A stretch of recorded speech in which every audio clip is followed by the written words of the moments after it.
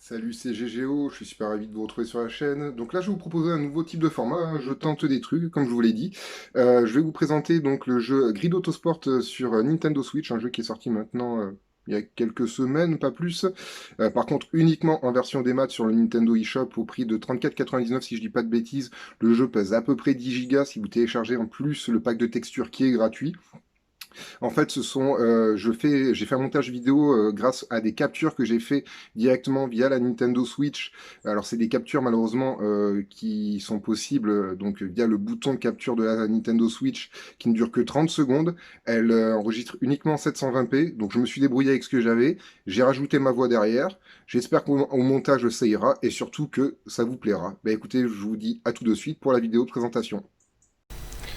Salut à tous, donc comme je vous l'ai dit, on se retrouve pour Grid Autosport sur Nintendo Switch, un jeu qui coûte 34,99 sur le Nintendo eShop, qui pèse à peu près une dizaine de gigas si vous téléchargez le pack de textures, qui est gratuit évidemment. Donc c'est un jeu développé par Codemaster, c'est un jeu qui était sorti je crois en 2014 sur PS4 et Xbox 360, il a été remasterisé donc pour la Switch. Enfin, c'est plus un portage qu'une remasterisation, donc là une petite présentation brève des menus. Donc comme vous pouvez l'entendre, vous avez une voix qui vous accompagne française, donc c'est toujours sympathique, vous pouvez choisir votre prénom ou un diminutif, ça c'est à votre guise, c'est vous qui choisissez directement. Donc je vous montre un peu ce qui fait l'ADN du jeu. Donc vous avez la possibilité entre différentes catégories de courses qui va vous être présentées tout de suite après. Je vous laisse en profiter. Dans la catégorie des voitures de tourisme, les courses se déroulent généralement en peloton groupé et il faut une grande confiance en soi pour pouvoir doubler. Les performances des voitures sont très proches et les coéquipiers doivent courir en équipe pour améliorer leur classement. Les week-ends de course voient souvent plusieurs manches disputées sur le même circuit, l'ordre de la grille de départ étant inversé pour la seconde manche. Et épreuves de drift, les compétitions de voitures. Donc, comme vous pouvez le constater, le jeu propose différentes catégories de compétition. Alors par contre, ce qui pourrait en freiner certains et même déplaire à certaines personnes, moi ça me dérange pas, c'est que en fait vous n'avez pas votre libre arbitre en termes de voitures. On vous impose automatiquement des voitures chaque début de saison ou de compétition. Vous choisissez l'écurie qui vous proposera les meilleurs avantages, disons, donc qui vous correspond le mieux, et l'écurie va vous imposer automatiquement ces voitures. Suivant les épreuves, vous avez des épreuves qui sont entre 3 et 6 courses à peu près.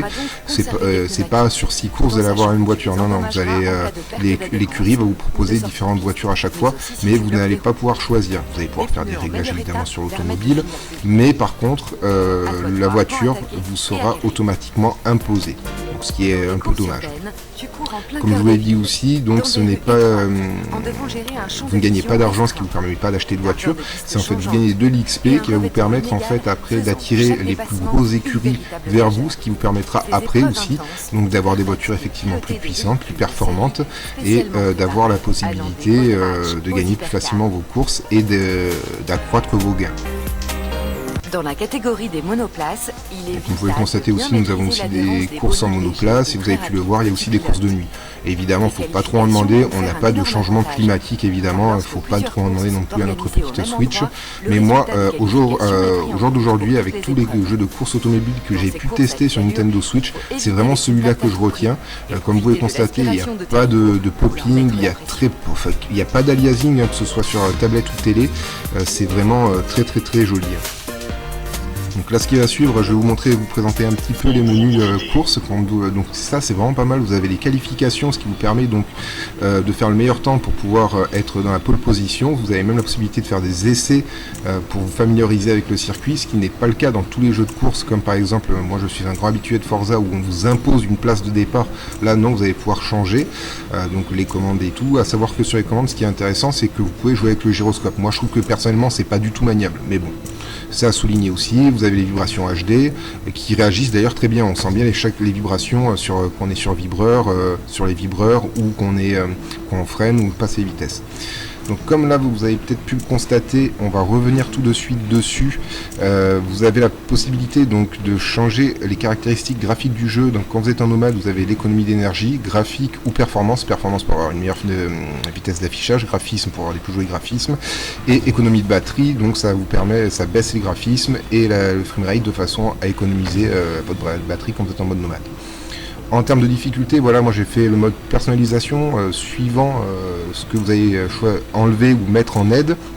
Vous allez augmenter vos gains en XP, ce qui peut être assez intéressant. Donc vous avez les flashbacks comme dans Forza et évidemment toutes les aides qu'on peut retrouver dans tout autre jeu de simulation automobile. Plus vous allez supprimer d'aides, plus vous allez gagner de l'XP.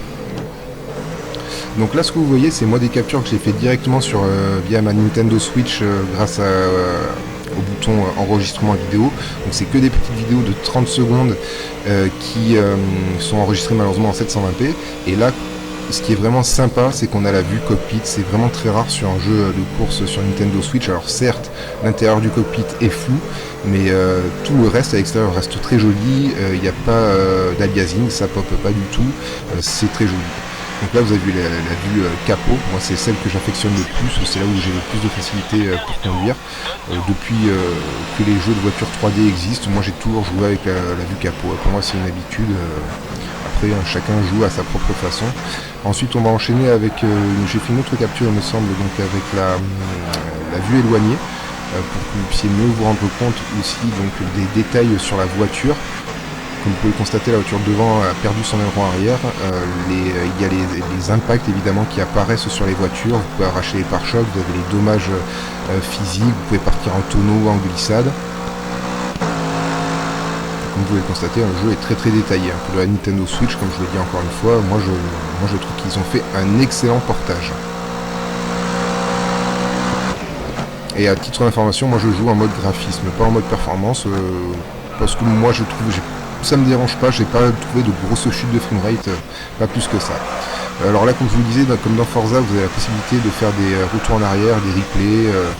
Donc là, j'ai failli partir en sucette, hop, on fait le petit replay pour repartir en arrière. Donc vous avez la possibilité d'en avoir un nombre infini, ou autrement, vous choisissez le nombre que vous voulez en avoir par course, ce qui va en fait permettre d'augmenter vos gains en XP, comme je vous l'ai dit tout à l'heure. Donc là on va clôturer la vidéo avec ce petit replay de la course directement que j'ai fait, sur lequel j'ai fait la majorité de mes captures, et après vous allez avoir juste donc le tableau qu'on peut retrouver comme dans tout jeu de simulation automobile, sauf que là, comme je vous l'ai dit, vu qu'on bosse pour une écurie et que j'ai oublié de le spécifier, mais on a un coéquipier auquel on peut donner des ordres, soit d'attaquer, vous avez donc le classement pilote, il y a un rival aussi à battre, vous avez le classement écurie, et là vous avez donc le classement total. Donc écoutez, j'espère que cette petite vidéo vous a plu et je vous dis à très bientôt sur la chaîne. Ciao les loulous!